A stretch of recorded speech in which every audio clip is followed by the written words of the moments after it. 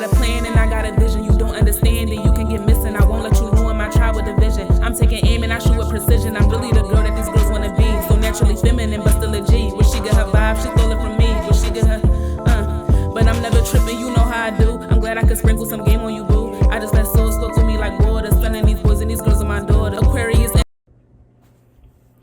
Peace. Hey, y'all, hey. Maya Kiana here.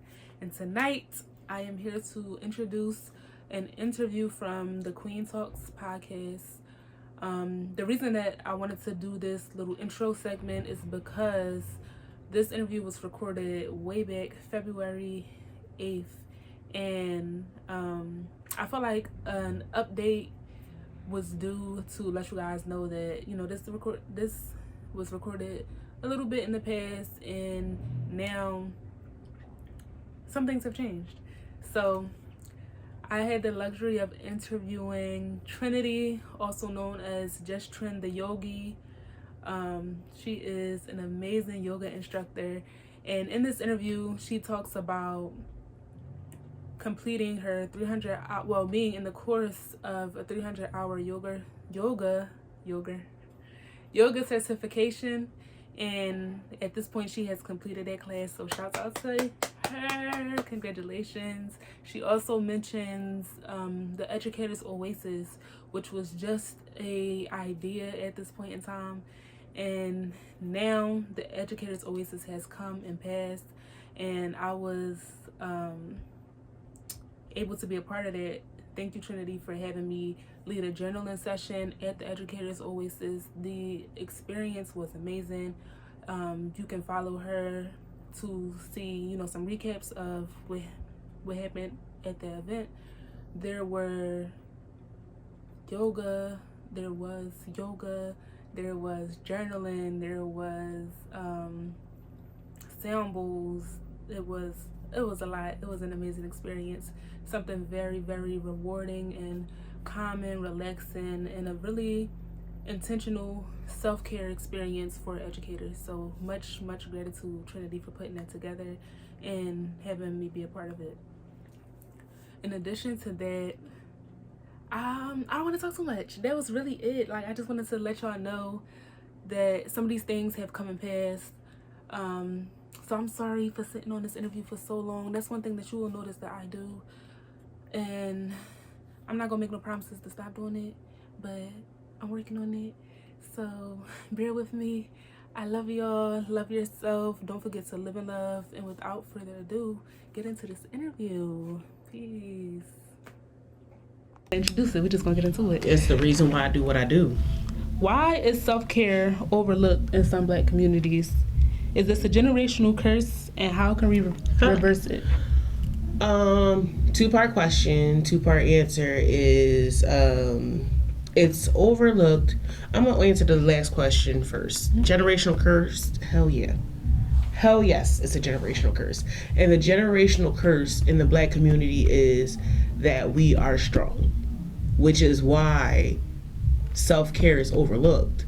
Because why do we need self-care when we have already shown how resilient we are as a community? If we have already been through so much trauma and we are still here, we're still standing, why do people not going to think that you need help? If you are stranded on an island and then they save you and they show you like, oh, you did all of this stuff, they're not going to look at you as a victim. They're going to look at you as a survivor. And because you survived, because us as a society and as a community have survived some of the most cruelest, inhumane type things, no one thinks about internally or mentally how we are affected when it comes to our responses, when it comes to our triggers. Those are things that's like, well, no, y'all would have been snapped. So y'all still here, y'all still doing what y'all doing, so y'all don't need help. Y'all strong, y'all got it. That is the view. And then we also kind of double down on ourselves because we don't want the help. We don't want to open up to the fact or the possibility that there may be something that is imbalanced within us. And so we instantly reject the need of thinking that, oh, we need to take care of ourselves. We automatically think that we are fine. Like, do you know how many times I've said, I'm fine. And then I go home shaking, crying, and not wanting to get out of bed, eating like 6 cakes. That's not, you're not fine. Mm-hmm. And a lot I think, of times, I'm sorry, people feel like they don't want to open up that can of worms because then they can't continue to be in survival mode and they feel the need that, I need to survive right now. It's a comfort. It is a comfort to be in survival mode. It is a comfort is the gateway to disease, in my opinion. If you feel comfortable in life, that means that you are no longer expanding. That means that you are no longer challenging yourself. That means that you are no longer growing. It's a reason why they say growing pains. And I think that sometimes in our community, because we are so used to the negative pains that we have endured as a community, we don't want to inflict self-pain, because self-care can come with pain and peeling back a lot of the traumas and a lot of the internal injuries that we have. And so instead, we just allow it to stay where it is, and it becomes an infection. And it shows up in disease. It shows up in heart attacks, strokes, like cancers. It will show up in other ways because what I'm trying to say is, you can't sit here and think that you're fine when your body is showing signs of you not dealing with trauma. And I think that in our communities, when we see a lot, like the statistics of us having the highest rates of like cancer, the highest rates of heart disease, the highest rates of stress, depression, anxiety, that is your body trying to let you know that you are not regulating yourself. And I think that it's overlooked because we have been taught that this is just normal. Like, African American, we just probably going to have heart disease. We probably going to catch cancer. That's not normal. That's us not dealing with our internal issues. And so trauma will find a way out of the body, either through you bringing it out and healing yourself, or through dis-ease and then ultimately death. And those are, in my opinion, the two options. So that's why I think self-care is very important, but it's also overlooked as a generational curse because we tell ourselves that we don't need to take care of ourselves because we're strong and we're fine. That's so true. It's a two-edged sword. Whew, that's a lot. Yeah, hold on, we're going to spray. Claim this after that. Yes. Yeah, sorry. Whew. Good stuff. Good stuff. What is your vision for your brand? How can we assist you in achieving this? So my vision for my brand is, I'm already currently doing it. I want to expand in my knowledge. That's why I'm taking my 300-hour yoga teacher training with the Wells Studio underneath Marissa. She's kind of mentoring me right now, and I love her because the first assignment that we got, like the first day walking through the doors, was writing down our 3-year plan. The anxiety that I got from that assignment of thinking like, in 3 years, where am I going to be? What am I going to be doing? And it really made me call into action of like, where am I trying to take my business? Like, I'm very much like, I'm in the present, so I avoid the future, which is not always good. But what I kind of see, I definitely want to start hosting some type of retreats, whether they're day retreats or and I want to start doing more like online virtual workshops. I miss doing, like, I used to do my full moon meditations or my, what's the other one? I want to say mindfulness movements, but that's what I'm currently doing. I just tapped into that today. I subscribed on YouTube. Make sure y'all subscribe. You want to get Right. information. But I really ultimately want to see myself having like conversations, writing a book, like a self-care book, about like not only my journey, but incorporating it. Because if y'all would have known me 10 years ago, if you would have met like 22-year-old Trinity and said, yeah, you're going to be a yoga teacher and you're going to be like hugging trees, I'm like, the amount of curse words I would say at you first. So like, bitch, what the fuck you talking about? Like, girl, I'm trying to go to these clubs, trying to be out here. I was just like a very angry and low vibrational person. I don't even want to say negative because I don't think I was negative. I just wasn't dealing with my emotions, which made me vibrate on a lower frequency. And I think that what I want to do is create spaces for people that are going to call them into action from being in a low vibrational state, like really aligning them so that they are in tune with not only their purpose but who they are as individuals, and feel like they can take on like whatever's being thrown at them, because external life is not real. Internal life is what kind of allows you to continuously go. And some of us are so disconnected with our internal, like we have so many distractions available to our devices now that it's not, it's intentionally. So it's like I would rather put myself in the ways of those devices to help people be called into action. So like really that's promoting my YouTube channel and promoting like I'm trying to do a day retreat for teachers in the spring. Oh, that would be amazing. Yeah, so I don't want to say too much about that, but that's definitely like I want to give back to my community and support people who are not as supported in the communities. As an ex-teacher, we need it. We need it. Look, ex-teacher, because I couldn't be one. I'm a yoga teacher. They had me for 2 years. I couldn't do it no more. My sister's been a teacher for 6 years. Wow. My mom was a teacher for 35 years. Wow. And I just see how my little sister, sometimes I call her and she sounds like Smeagol from Lord of the Rings because she's just so tired. Good morning, Trin. I'm like, girl, we love the children. We don't love the systems that they put them in. Exactly. I said what I said. Yeah, and that you led me to another question. Yes. Having a self-care business myself, sometimes I just made a story on my page, and it was like, I can't teach you anything. I can just give you the resources, the knowledge, some examples, but at the end of the day, life is the biggest teacher. Right. And I feel like a lot of times we may have issues getting people to see the importance of self-care, which we just talked about. Do you feel like there is something that we can do as teachers, as people in the community, or do you feel like a person is just going to get it when they get it?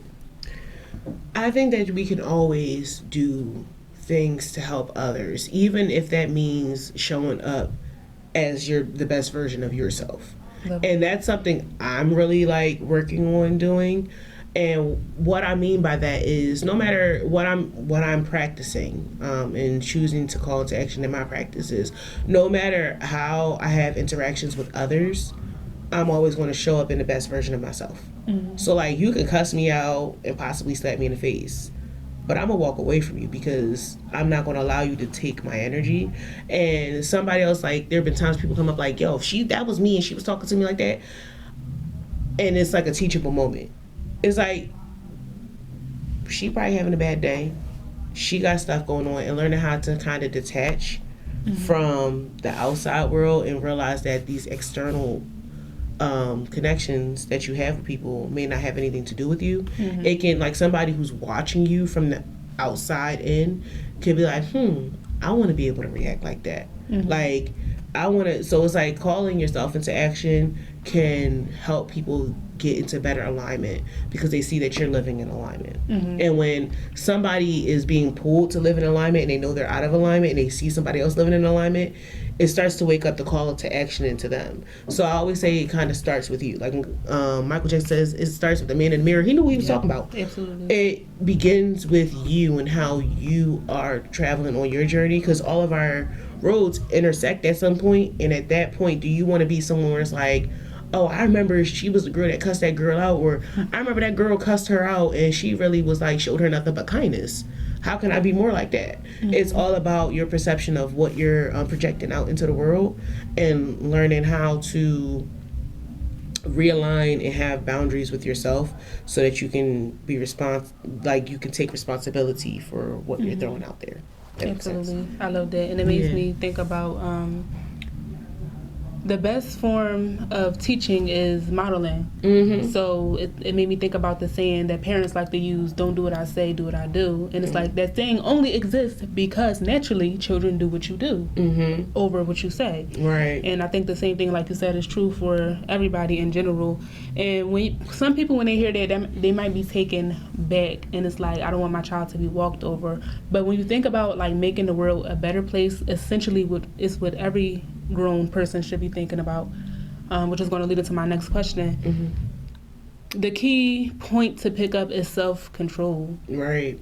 So nobody is able to control you but you. Nobody took you out of character. If you decide, I'm saying you always decide on your actions and your thoughts. That's the essential part there, I would say. Right. I was reading a book by Sadi Guru called Inner Engineering.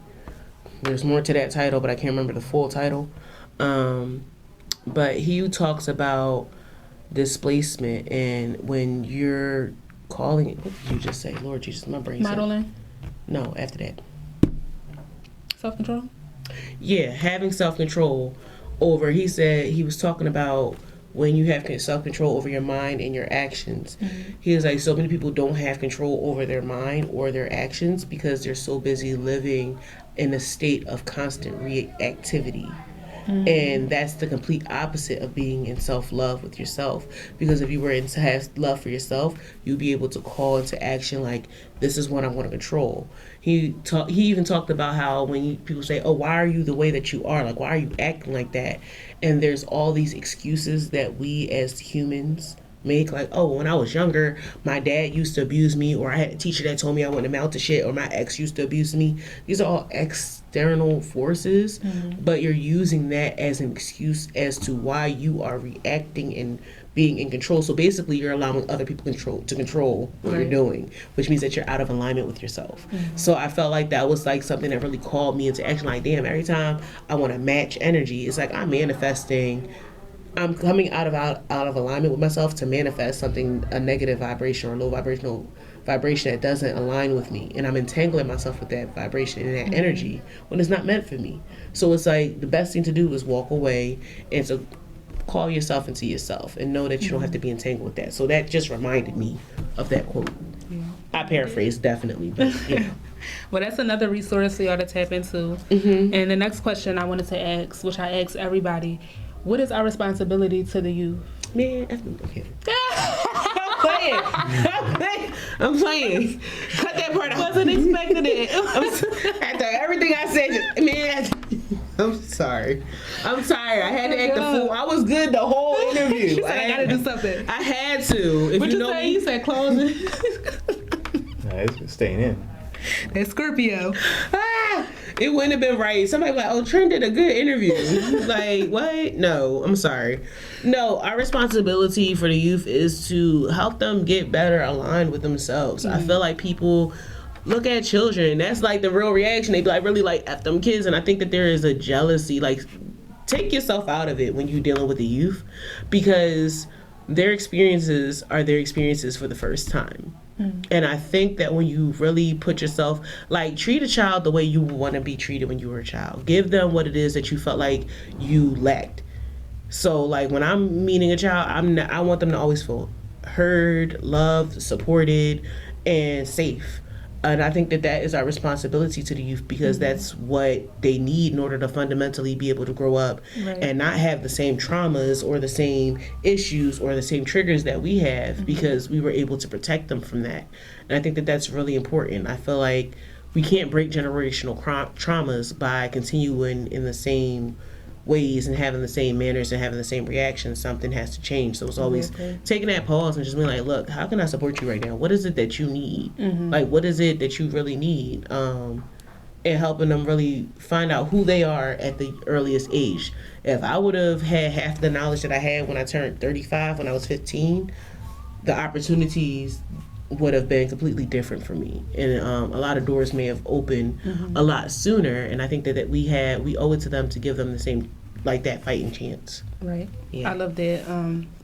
One of the things that kind of grinds my gears is the whole mindset of, oh, I had to go through it, so they have to go through it. And it's like, what? Where's the logic in that? You didn't like going through that, right? You still have scars from going through that, right? So why would you put your child through it? Because they want to be in the role of the bully.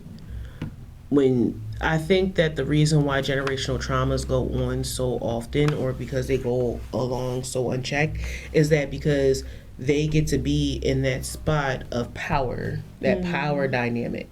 What was it? There's a book that I was reading called, and I hate this book because it showed me some things about myself, but what the hell is the name of this book? Do it to the back of your mind. It's something about adults.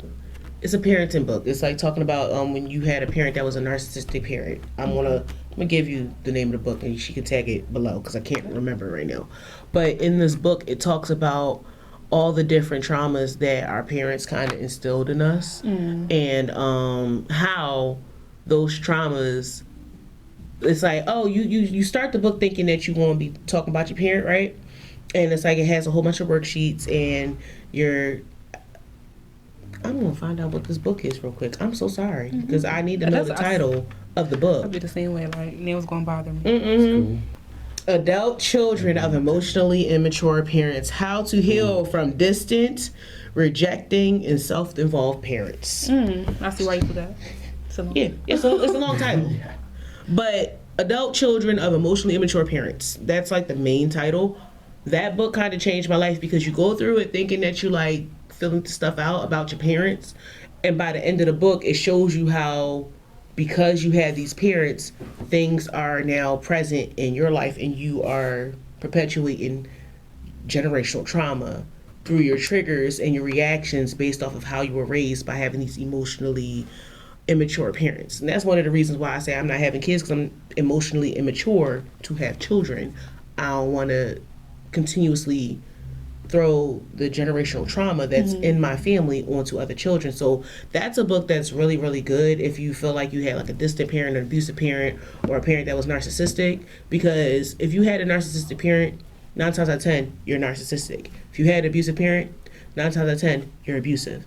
If you had like a distant parent, 9 times out of 10, you don't know how to deal with emotions or regulate emotions or take people's emotions.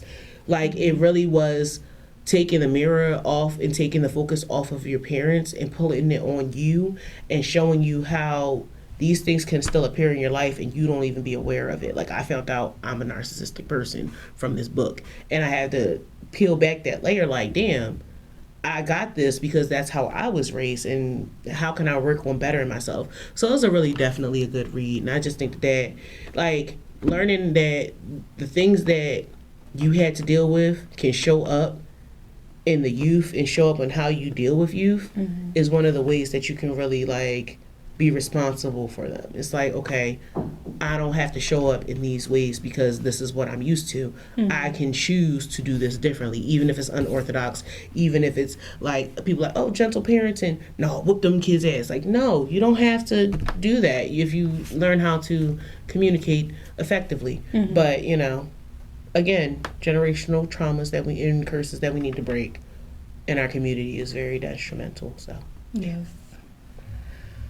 I'm just dropping gems today. I'm sorry. Yes. Drop. Get ready for this. Yeah, see, I had to talk about that book. That's a good book. So yeah, you said the youth. I had to bring it up. Yeah, I'll definitely be taking it. I'll be purchasing it. Yes. I need to tap into it. And I love how you said that it's a choice. You always have a choice. Bottom line. The last question to close us out is a little redundant, but we're gonna do it anyway. Plug yourself. What do you have going on? Where can we reach you? My sprays, my website, justtrin.org, and everything for my events are also attached to my website, justtrin.org. You can go under events, you can find my aromatherapy sprays there, and you can contact me, sign up for my newsletter. Yes. Trinity, thank you so much for your time, all your knowledge. Yes. Yes, we are signing out. Peace, y'all. Peace, peace. Yay.